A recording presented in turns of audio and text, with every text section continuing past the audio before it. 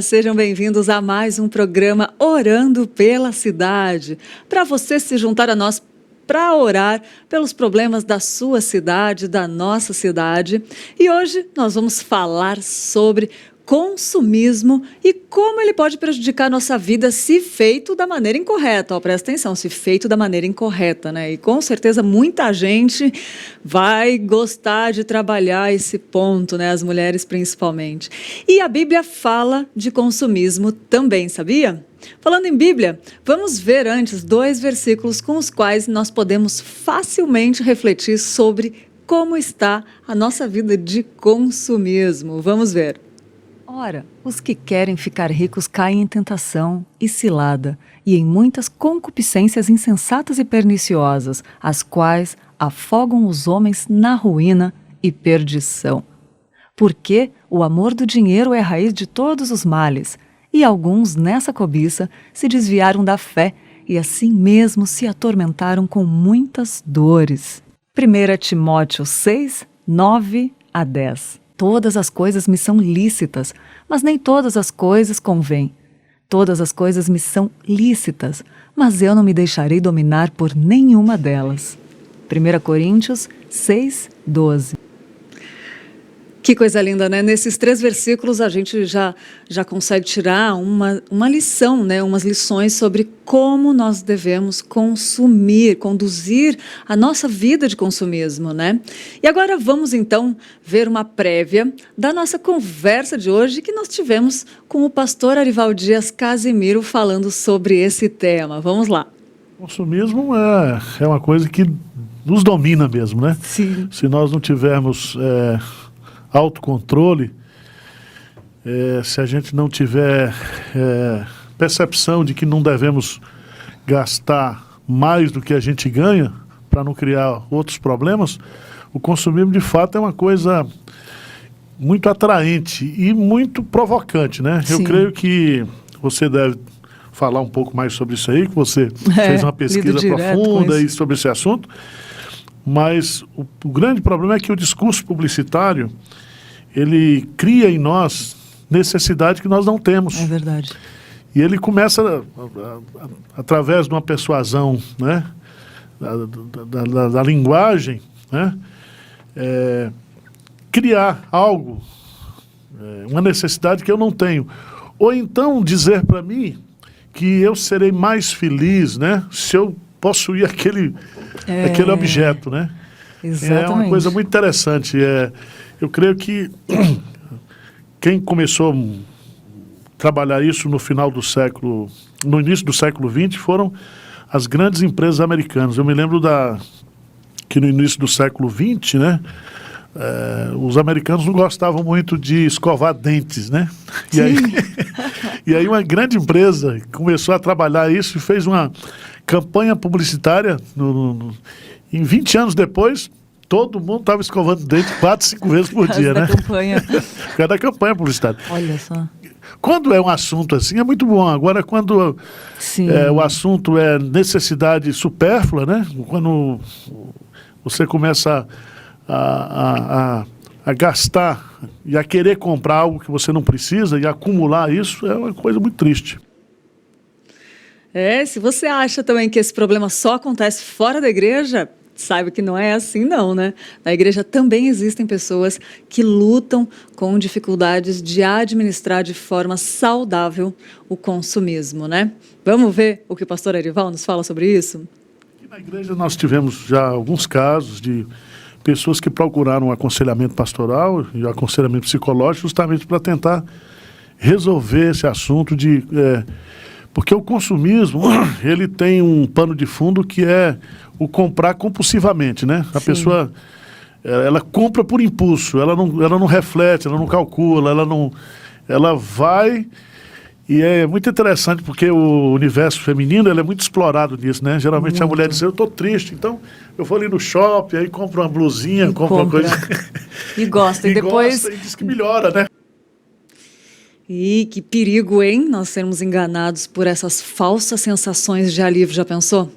Por isso que é bom falarmos sobre isso e até buscar informações a respeito, né?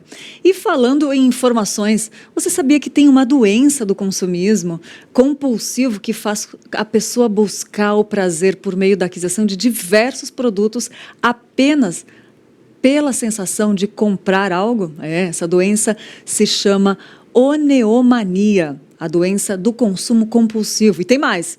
Você já parou para pensar que isso pode acontecer também na igreja? Nós já falamos aqui, né? Mas tem casos na igreja. E o que eu estou perguntando agora é sobre o consumir o que a igreja oferece. Parece loucura, né, pensar nisso. Mas existe sim. Não consumir o que o consumismo, loja e tal, mas pessoas que consomem produtos, o que a igreja produz, né? Vamos ver sobre isso? Olha só que interessante a explicação que o pastor Arival trouxe para a gente sobre esse ponto. Explicação sobre isso, né? Dentro daquilo que eu já li, já estudei sobre essa questão do surgimento do consumismo dentro da religião, né? O que aconteceu? No século passado, século XX, as igrejas neopentecostais, elas trouxeram para dentro da igreja os princípios do marketing, né? E o que o marketing faz? O marketing tenta identificar a necessidade das pessoas. E eles começaram a identificar as necessidades espirituais das pessoas. E aí eles começaram a fazer cultos, né, ou, entre aspas, oferecer produtos religiosos para satisfazer aquela necessidade de consumo. Por exemplo, nós temos uma igreja neopentecostal no Brasil que trabalha muito bem isso, né? Por exemplo, segunda-feira é dia do cara que é empresário que está falido, né? Sim. Então, um Brasil como o nosso aqui, que tem muito microempresário, médio empresário sofrendo, então todo mundo vai para lá. Na terça-feira, terapia do amor, né? Problemas do casamento, problemas de relacionamento. Quarta-feira, sessão do descarrego, porque a pessoa também vive nessa ansiedade, nessa opressão do dia a dia, e assim vai. Então, o que aconteceu? Os princípios de marketing, de consumismo, trazidos para dentro da religião, né, criou esse neopentecostalismo que nós temos aqui hoje, né, bem claro, onde a igreja oferece produtos ou um tipo de prestação de serviço. E a pessoa, através de uma oferta, através de um dízimo, é como se ela estivesse pagando ou comprando por aquele benefício, né? Isso é interessante, que é diferente do que o verdadeiro cristianismo, o verdadeiro evangelho nos chama a fazer, que é servir, né? Então você abre mão da sua vontade, né? Se você é um discípulo de Jesus, ele diz: quem quiser vir a mim, renuncie a si mesmo, né? Esse consumismo doentio das coisas da igreja é o contrário. Reafirma que você precisa daquilo, e o pastor Arival explica melhor o que acontece nesse sentido. Veja só. É interessante que no marketing neopentecostal de igreja, a ênfase não está em Cristo, né? Sim. A ênfase está no local onde a pessoa pode encontrar aquele produto. Sim. Então, não se prega o evangelho, se prega o local da bênção, que é a igreja. Ou aquele cara que é o apóstolo, o profeta, quer dizer, o guru espiritual que vai resolver todos os seus problemas. Então, a igreja, nessa visão pentecostal de consumismo, é uma inversão total e completa do cristianismo bíblico, do evangelho bíblico, né? E as pessoas vão para a igreja, e muitas vão motivadas pela avareza, né? Sim. Porque eles dizem assim: depois que eu vim para essa igreja, minha vida mudou, eu comprei uma casa nova, comprei um carro novo, meus negócios todos melhoraram, né? Isso é verdade. Porque eu vim para essa igreja. Então, no verdadeiro cristianismo, a bênção, nós somos abençoados com toda sorte de bênçãos espirituais em Cristo Jesus. Mas no marketing religioso neopentecostal, não é em Cristo, é na igreja, né? A igreja é o local da bênção. É verdade. E aí o que acontece? Parou-se de falar de Jesus na igreja neopentecostal e só se fala da igreja. O marketing é da igreja. Pois é. Né? Do pastor, da figura humana.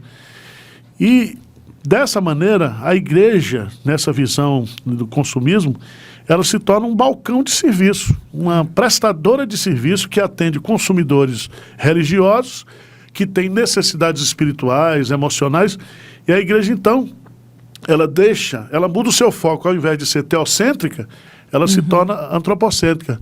Ela passa a ser uma vendedora de produtos, né, espirituais para as pessoas ávidas, muitas vezes motivadas pela avareza, né, porque eu vi muita gente que deu dinheiro para a igreja porque se ela desse aquele valor, sim, Deus daria milhões para ela. E exatamente, muita gente foi iludida, enganada com isso, como se a igreja fosse assim, um balcão de investimento, né? É muito bom falarmos sobre isso, né? Até para a gente poder fazer uma autoavaliação do nosso coração, né? Porque tem um versículo que fala: quer comais, quer bebais, façais tudo para a glória de Deus. E nós precisamos avaliar se o que estamos consumindo está glorificando a Deus, né? Seja na igreja, seja nas lojas, seja na internet, né? Vamos entender um pouquinho mais sobre o que acontece com esse movimento e como ele tem mudado também. Vamos ver.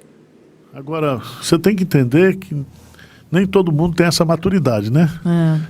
Você encontra pessoas que conseguem ter essa capacidade de reflexão, de avaliação crítica, de autocrítica, mas o que eu vejo é que o marketing religioso, ele é feito de forma... há um processo de massificação, né? Sim. Então, por exemplo, eu não sei se você já viu... a estratégia que eles usam é pegar depoimento de pessoas, né? Que vai dizer, olha, eu estava assim, assim, assim, assado, e depois que eu vim para essa igreja, a minha vida mudou, né? E o que mudou na vida da pessoa, geralmente são coisas banais, não são mudanças espirituais. Exatamente. Eles nunca dizem assim, depois que eu vim para essa igreja, Cristo me transformou, né? Parece que a bênção maior no consumismo religioso não é Jesus, não são as bênçãos espirituais, mas sim as bênçãos materiais. E essa repetição de testemunho vai criando essa massificação, as pessoas vão, entendeu? Eu não sei se você se lembra, a gente é abordado, por exemplo... eu, né, que estou acima do peso, né? Tem aquela propaganda assim, antes e depois. Né? Quem nunca, né? Antes e depois. Tudo, não só do peso, mas de rosto. Agora estão mudando o formato do rosto também. Antes e depois, né? E esses produtos que são vendidos aí também como miraculosos, né? Sim. Que você, em 4 semanas, você perde 20 quilos, né? E sempre lá no final tem uma notinha bem pequenininha lá dizendo assim... Se você fizer exercício físico, né? Só um detalhe. Só um detalhe. Eles põem em letra minúscula. Nossa, é verdade. Então, mas eu creio que Pior que na igreja não tem nem essa notinha embaixo. Se você buscar glorificar a Cristo, né? Ter Cristo em primeiro lugar na sua vida. Não, pelo menos no Espiritismo tem umas pessoas que dizem assim, olha, devolva o seu marido em 1 semana. Se eu não devolver, eu devolvo o dinheiro. Ai, que absurdo. Nossa, gente, essas frases, eu fico inconformada mesmo, né? Mas eu creio que já está havendo uma reação, né? Eu creio que o povo, depois, ninguém engana muita gente por muito tempo. É verdade. E essa questão do consumismo na igreja, esse consumismo no ambiente religioso, ele já está... Eu creio que ele está passando por uma fase de decadência, porque as pessoas estão acordando. E muitas pessoas foram enganadas, muitas pessoas foram feridas, muitas pessoas foram decepcionadas com isso. E um fenômeno que a gente tem experimentado aqui na igreja de Pinheiros é que tem muita gente migrando dessas igrejas que oferecem um tipo de cristianismo de consumismo para um cristianismo realmente bíblico, de renúncia, de cruz, de arrependimento, de mudança de vida, de foco em Deus, não foco em si mesmo, né? E eu creio que há algo novo, né, acontecendo no mercado religioso hoje no Brasil. E falando em mensagens, né, em sermos bombardeados, tem um dado de que nós brasileiros recebemos por dia 1.600 mensagens comerciais. Então, tá difícil mesmo de evitar o consumismo, a gente tem que vigiar, né? Vamos ver o que o pastor Arival falou sobre isso. A questão é que com as redes sociais, né, a abordagem ela cresceu de forma múltipla, né? Sim. Hoje, e parece que é uma coisa muito interessante, o seu e-mail, quando você faz um cadastro numa loja, em algum lugar, parece que aquela loja vende para essas... O mailing, né? A busca. É a busca, e é uma coisa impressionante, né? Você abre o seu computador, já está lá aquilo que você buscou, né, para ver. Eu não sei se você, no seu celular, já recebeu também. Eu recebo, às vezes, gente... Michele, venha acertar suas contas, você está devendo tantos mil aqui. Sim, eu recebo você também. Você recebe essas coisas, né? Quer dizer, a coisa está tão descontrolada, né? A gente hoje... Eu não sei até que ponto existe mais na nossa vida hoje algum tipo de segredo, de privacidade, porque os nossos dados estão aí soltos, né? Estão soltos. É verdade. E o que acontece? Todo mundo quer vender, todo mundo quer passar o seu produto adiante, né? Mas eu creio que alguns anos atrás a gente era mais feliz com menos coisas, né? Sim. Então, por exemplo, uma criança, ela ganhava 2 brinquedos por ano, um no meio do ano e o outro no Natal. E ela passava o ano todo esperando para aquele brinquedo, né? É verdade. Hoje não, você chega nas crianças, elas ganham 20, 30, assim, tem quarto de brinquedos. Chega a doar brinquedos que nem foram abertos, né? É uma coisa impressionante. E aí, nas outras áreas, nem se fala, né? Eu vejo, por exemplo, na igreja, né?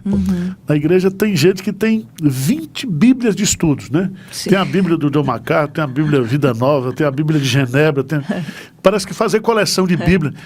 Pouca gente lê, estuda a Bíblia, mas o consumismo também nesse campo da literatura religiosa cresceu muito, né? Às vezes você compra coisas que você não usa, não lê, não... Olha, daqui a pouquinho nós estaremos chegando no momento da oração, mas antes, uma mensagem para refletir tudo isso que nós abordamos no programa de hoje. Eu quero saber se você está gostando, então escreve aí nos comentários, fala com a gente se você está gostando, se você tem alguma experiência também com consumismo, se está falando ao seu coração, conta para a gente quer saber. Então vamos lá ver uma mensagem para refletir tudo isso que nós abordamos aqui no programa de hoje. Lídia, hoje eu quero falar principalmente do campo da religiosidade, né, da igreja evangélica. Hoje é como se a gente tivesse assim, um supermercado de igrejas, né? E você vai lá e às vezes, num departamento só, por exemplo, sabão em pó, você tem 30 marcas, né? Você vai no setor de queijo, tem 50... Então... Sim. Eu creio que nós estamos vivendo isso, né, hoje no campo religioso. Nós temos aí milhares de igrejas, milhares de nomes de igrejas. Então, eu creio que o que a gente deveria selecionar é usar esse princípio do consumismo como um critério de rejeição. Sim. Então, se você vai a uma igreja, ou se você está sendo abordado espiritualmente dentro dessa linha de atender suas necessidades, de oferecimento de produtos espirituais, você deve rejeitar, né? Porque o evangelho, ele é gracioso, mas para você experimentar a graça, para você entender o que é a graça, primeiro você tem que reconhecer a sua fraqueza, quem você é, né? E geralmente o consumismo não trabalha com a graça, né? Verdade. O consumismo diz, você precisa, você merece, você é o cara. Mas no evangelho não diz, você não merece, mas Deus vai lhe dar. Ele é gracioso. Então, a graça, segundo C.S. Lewis, é que faz a diferença do cristianismo com todas as outras religiões, né? Porque só o cristianismo verdadeiro tem a graça. E o que é a graça? É o favor imerecido, né? Eu não mereço, né? Eu preciso, mas eu não mereço. Eu preciso, mas eu não tenho como comprar, como adquirir. E aí vem a graça de Deus, né, sendo derramada gratuitamente na vida da gente.